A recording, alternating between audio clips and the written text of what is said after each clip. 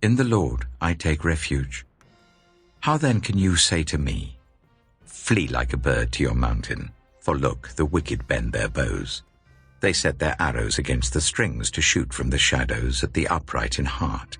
When the foundations are being destroyed, what can the righteous do? The Lord is in his holy temple. The Lord is on his heavenly throne.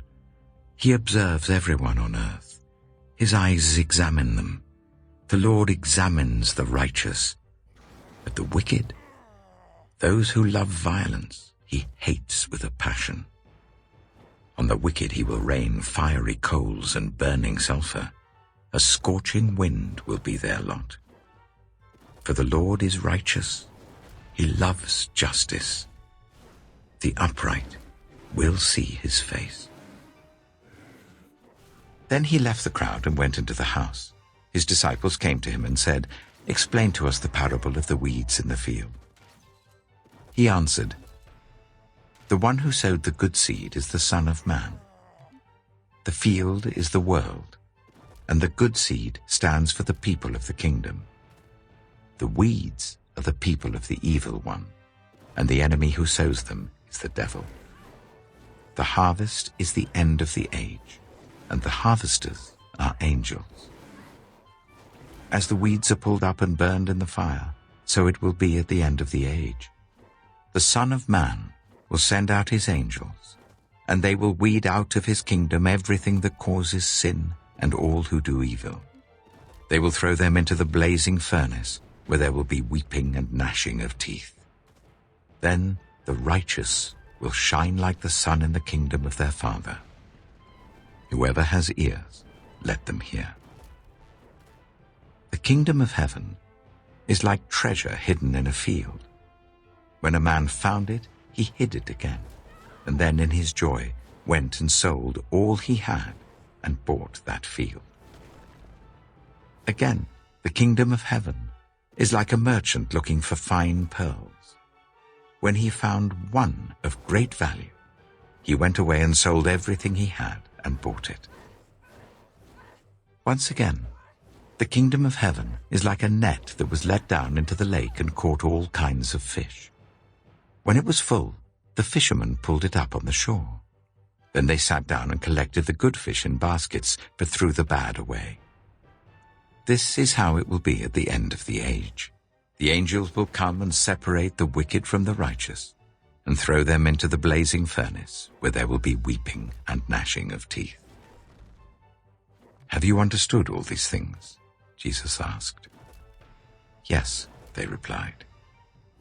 He said to them, Therefore, every teacher of the law who has become a disciple in the kingdom of heaven is like the owner of a house who brings out of his storeroom new treasures as well as old.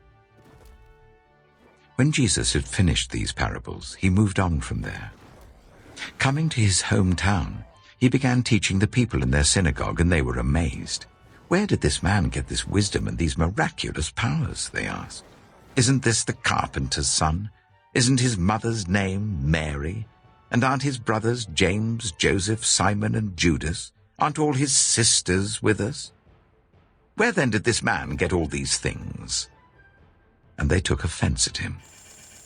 But Jesus said to them, A prophet is not without honor, except in his own town and in his own home. And he did not do many miracles there because of their lack of faith. At that time, Judah left his brothers and went down to stay with a man of Adullam named Hira. There Judah met the daughter of a Canaanite man named Shua. He married her and made love to her. She became pregnant and gave birth to a son, who was named She conceived again and gave birth to a son and named him Onan. She gave birth to still another son and named him Shelah. It was at Kisib that she gave birth to him.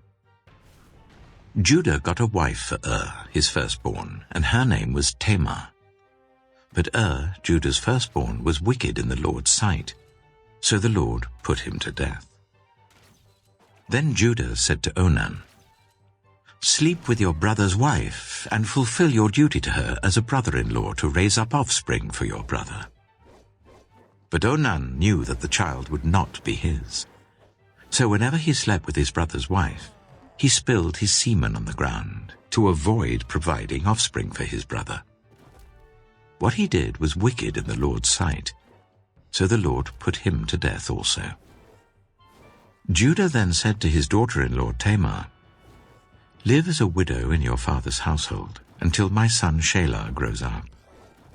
For he thought, he may die too, just like his brothers. So Tamar went to live in her father's household. After a long time, Judah's wife, the daughter of Shua, died.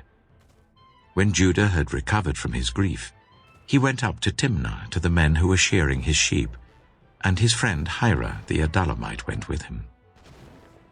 When Tamar was told, "Your father-in-law is on his way to Timnah to shear his sheep," she took off her widow's clothes, covered herself with a veil to disguise herself, and then sat down at the entrance to Enaim, which is on the road to Timnah, for she saw that though Shelah had now grown up, she had not been given to him as his wife. When Judah saw her, he thought she was a prostitute, for she had covered her face. Not realizing that she was his daughter-in-law, he went over to her by the roadside and said, "Come now, let me sleep with you." "And what will you give me to sleep with you?" she asked. "I'll send you a young goat from my flock," he said. "Will you give me something as a pledge until you send it?" she asked. He said, "What pledge should I give you?"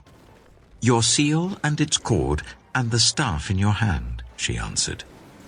So he gave them to her and slept with her, and she became pregnant by him.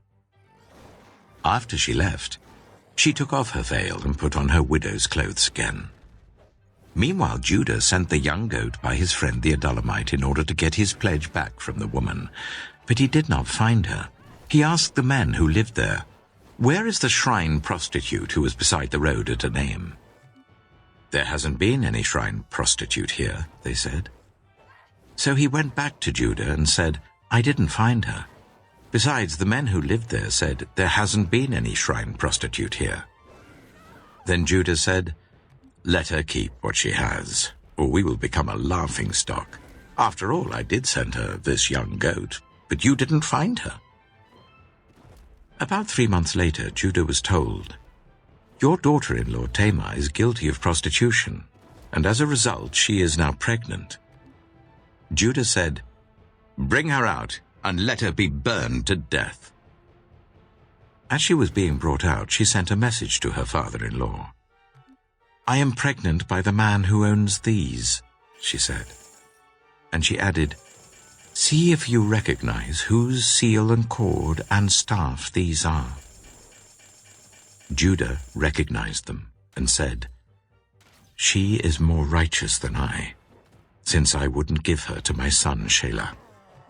And he did not sleep with her again. When the time came for her to give birth, there were twin boys in her womb. As she was giving birth, one of them put out his hand. So the midwife took a scarlet thread and tied it on his wrist and said, "This one came out first." But when he drew back his hand, his brother came out, and she said, "So this is how you have broken out." And he was named Perez.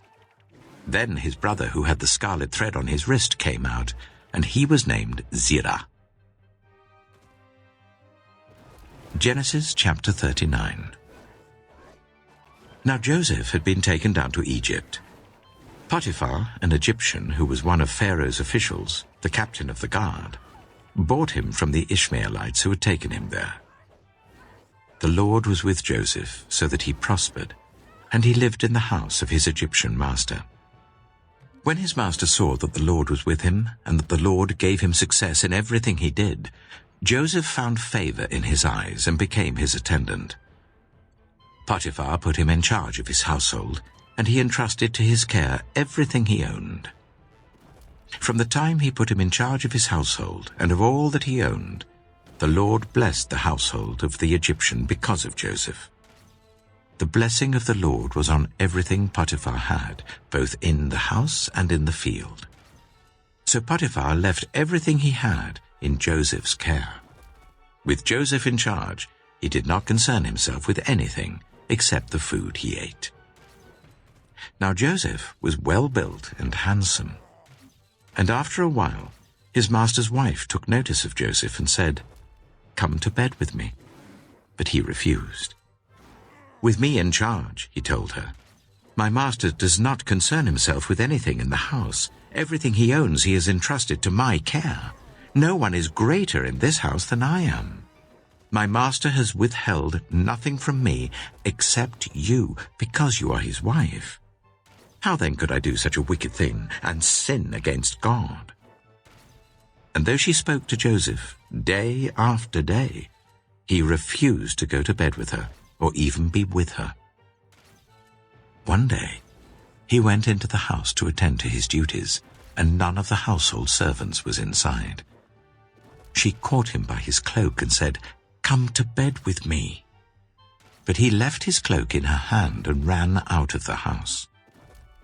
When she saw that he had left his cloak in her hand and had run out of the house, she called her household servants. "Look," she said to them, "this Hebrew has been brought to us to make sport of us.